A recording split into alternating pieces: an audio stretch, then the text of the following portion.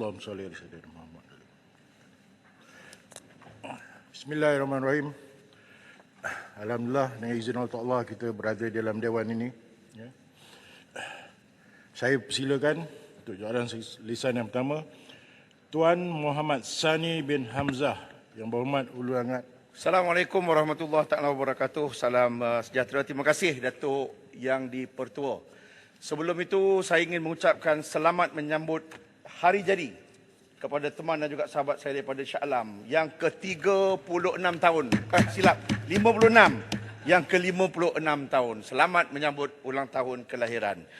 Datuk Yang di-Pertua, kalau orang Minangkabau sebut satu ciek, soalan saya nombor 1. Terima kasih. Yang berhormat Menteri. Bismillahirrahmanirrahim. Allahumma salli ala Sayyidina Muhammad wa ala ali Sayyidina Muhammad. Assalamualaikum warahmatullahi wabarakatuh dan salam sejahtera Tuan Yang di-Pertua. Tugasan menjaga anak-anak merupakan amanah kepada kedua ibu bapa, sama ada sama seperti mana tanggungjawab anak-anak untuk menjaga dan menyantuni kedua ibu bapa mereka. Kementerian Pembangunan Wanita, Keluarga dan Masyarakat menyambut baik cadangan untuk memperkenalkan undang-undang yang mewajibkan potongan gaji anak-anak yang menghantar ibu bapa mereka ke pusat jagaan ataupun rumah jagaan sekiranya anak-anak itu berkemampuan tetapi tidak melaksanakan tanggungjawab. Namun bagi yang tidak berkemampuan, KPWKM telah melaksanakan pelbagai inisiatif secara menyeluruh bagi memelihara kebajikan warga emas yang ada di dalam negara ini. KPWKM melalui Jabatan Kebajikan Masyarakat JKM mewujudkan perkhidmatan institusi Rumah Seri Kenangan ataupun RSK dan juga Rumah Ehsan khusus bagi warga emas yang memerlukan.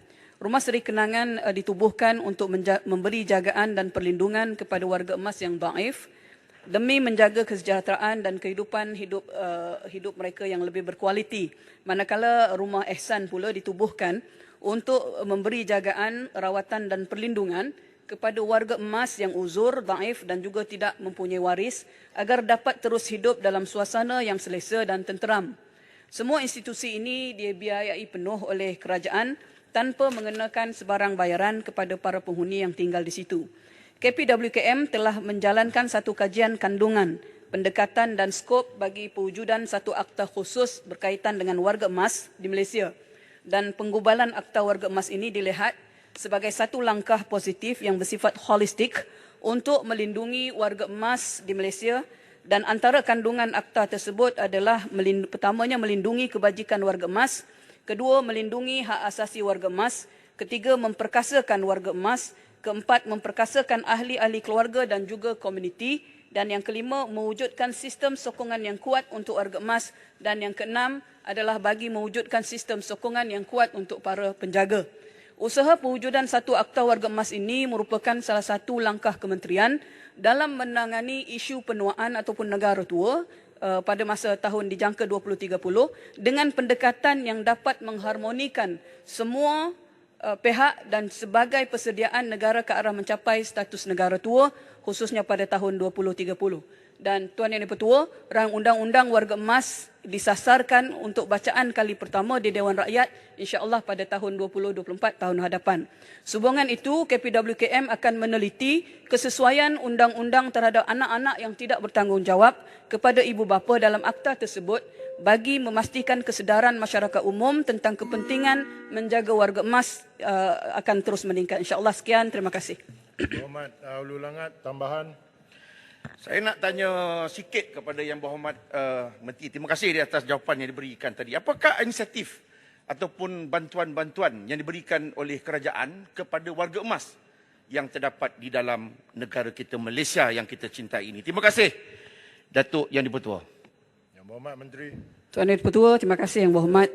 Ada kementerian sebenarnya melalui Jabatan Kebajikan Masyarakat mempunyai beberapa inisiatif untuk menjaga kebajikan warga emas yang walaupun kita belum ada lagi rang undang-undang tersebut tetapi kita telah ada beberapa inisiatif. untuk menjaga warga emas melalui beberapa perkhidmatan di institusi, seperti contohnya antaranya yang saya sebutkan tadi, Rumah Seri Kenangan. Rumah Seri Kenangan telah ditubuhkan pada tahun 1950 yang berfungsi memberi penjagaan dan perlindungan kepada warga emas yang daif demi menjamin kesejahteraan hidup mereka. Sekarang ini terdapat kurang lebih 10 Rumah Seri Kenangan yang ada di seluruh negara dengan kapasiti seramai 1,640. Dan 2 lagi rumah ihsan yang berkapasiti 255. Itu pertama. Yang kedua, kita juga ada pusat aktiviti warga emas ataupun yang kita sebut sebagai PAWE.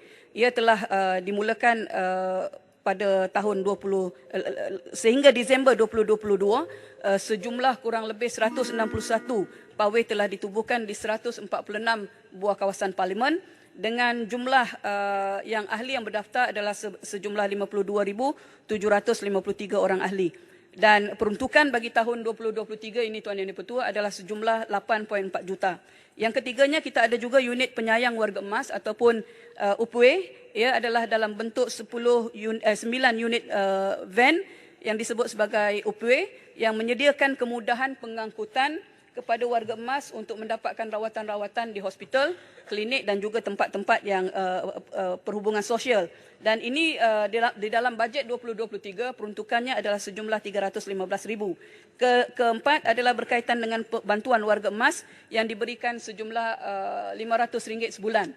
Dan ini telah pun memberi manfaat kepada kurang lebih 140,447 warga emas di seluruh negara dengan peruntukan 831.4 juta.